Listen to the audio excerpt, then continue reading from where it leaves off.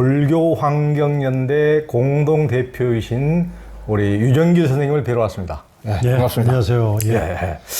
우리 유정길 불교환경연대 대표님은 대표적인 환경운동가이시죠. 불교환경연대 대표와 녹색불교연구소장을 맡고 계십니다. 이번엔 우리 유정길 선생님께서 거룩한 불평이란 이 책을 내셨어요. 유 대표님은 이제 저와도 참 오랜 인연인데요.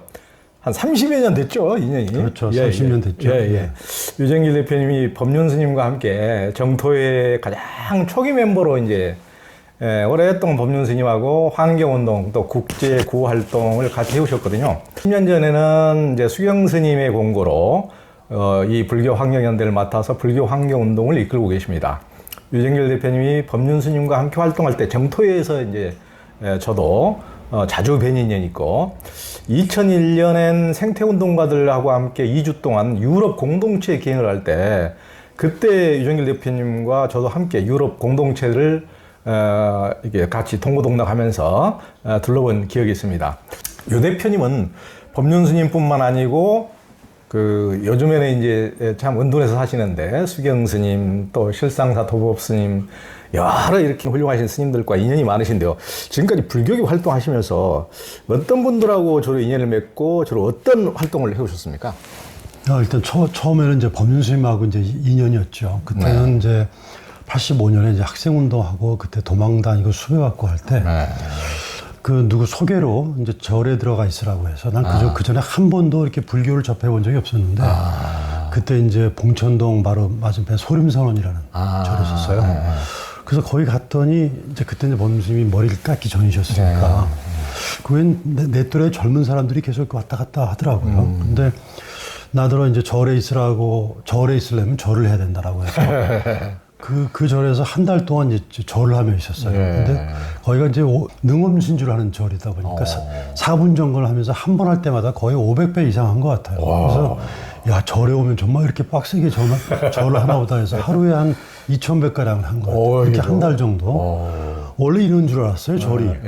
그래서 야, 절 생활이라는 게 정말 힘들구나. 이렇게 생각을 했는데 그리고 마침 그때 저 해인사에서 저 청소년들 법회를 한다고 해서 그러니까 법륜 스님께서 그 이끌고 간다고 해가지고 그래서 나를 보호해주는 분들이 이분들이니까 같이 따라가야 되겠다라고 따라갔더니 거기 지도교사가 부족하기 때문에 나더러 고 2, 3 담임을 해달라는 거예요. 나 불교 아무것도 모르는데 괜찮냐 그랬더니 그냥 놀아주기만 하면 된다고. 그래서 거기서 같이 놀아주면서 굉장히 재밌게 이제 아이들하고 관계를 맺었는데 마지막 날 이제 3,000배를 한다고 하더라고요. 그래서 뭐 나는 내가 이렇게 무슨 뭐 불교에 목숨 바칠 일이 없었기 때문에 3,000배를 할 이유가 없는데 담임이라서 담임이니까 아이들이 까닥까닥 절을 잘하는데 나는 안 할 수 없으니까 나는 원래 한 1,000배 정도 하다가 그냥 이렇게 들어가서 자리라고 생각했는데 그렇게 한 6, 7시간 걸쳐가지고 그 3,000배를 다 했어요. 근데 그 사이사이에 중간에 이제 막 그 끝나려고 포기하려고 할 때 법륜 스님이 아주 이상한 말을 했었어요. 아주 굉장히 분심을 자극하는 말을 했었습니다. 이를테면 여러분 저 지리산 높은 데 올라가 본 적 있냐고. 그런 동네 뒷산밖에 안 올라가 본 사람은 동네 저 지리산 같은 높은 산 올라가기 어려울 거다. 근데 그렇게 높은 산에 올라가 본 사람은 동네 뒷산 올라가는 것은 아주 쉬울 거다. 그 어렵지 않을 거다. 이 두 가지가 훈련돼서 그런 거냐 아니면 올라가 봤다는 어떤 경험적 자신감 때문에 그런 거냐.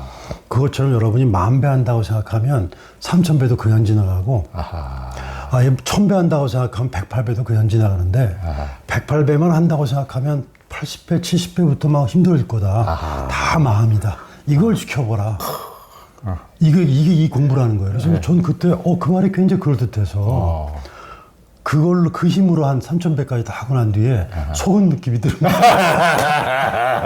저는 그러고 난 뒤에 이제 헤어지고 저는 이제 막 학생운동하고 뭐 교도소도 갔다 오고 또 우연히 길 가다가 그때 같이 있었던 보수법사님을 길에서 만났어요. 보수법사님을? 그래가지고 길에서 만나가지고 우리 모임이 여기 비원 앞에 저 소림산에 나와가지고 비원 앞에 이제 법당을 차렸다고 한번 오지 않겠냐고 해서 따라갔더니 뭐 대학생 교재를 만든다고 교재 좀 수정 좀 해달라는 거예요. 뭐 그럼 그러죠 라고 하면서 그거 수정하고 대학생 교육하는 거 보면서 그때 반야신경 금강경 강의를 좀 들었는데 저는 약간 충격적인 감동을 받았죠. 그러니까 그때 이제 법륜 스님이 강의하신 걸. 그랬었죠.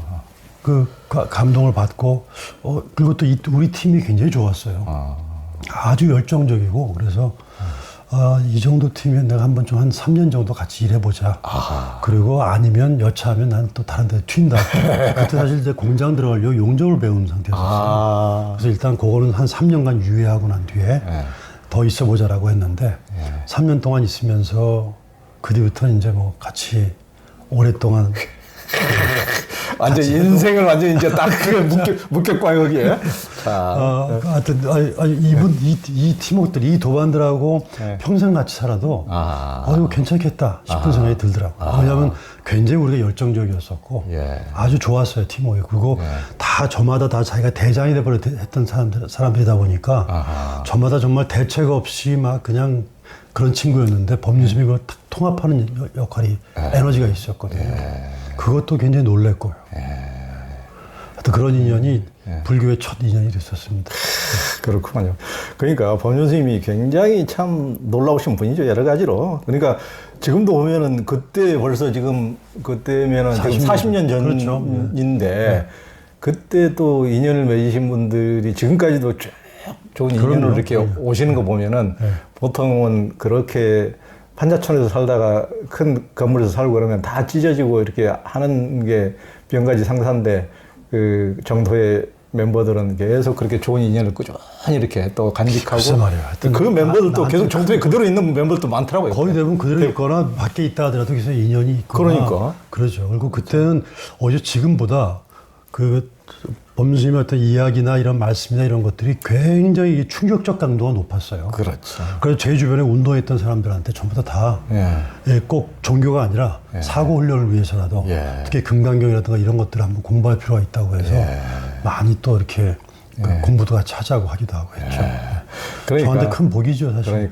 그러니까 이제 보통 그때는 이제 사회과학 공부라든가 이런 것만 해보다가 뭔가 이제 사회의 어떤 문제의식을 느껴서 어떤 비판과 분노는 많이 가지고 있는데 그렇죠. 어떤 내적인 것까지 그리고 총체적인 어떤 삶과 바라보는 삶과 상황, 사물을 바라보는 관점의 어떤 변화까지 법륜 스님이 그때 그런 식으로 얘기를 하면 사람들이 진짜 신봉사가 눈 뜨는 듯한 어떤 뭔가의 어떤 뭐가 있는 거죠. 하여튼 당시에 그 충격적 감동이 좀 있었어요. 특히 금강경을 공부하면서 또 이런 세계가 있구나. 전 그때 그전에 교회만 다녔기 때문에 교회는 알았지만 불교를 전혀 몰랐는데 그러면서 하여튼 불교 공부하고 우리 팀워크들이 서로 막 찌그락찌그락 했지만 그래도 이런 멤버들이 없다 이런 생각으로 같이 하게 됐죠.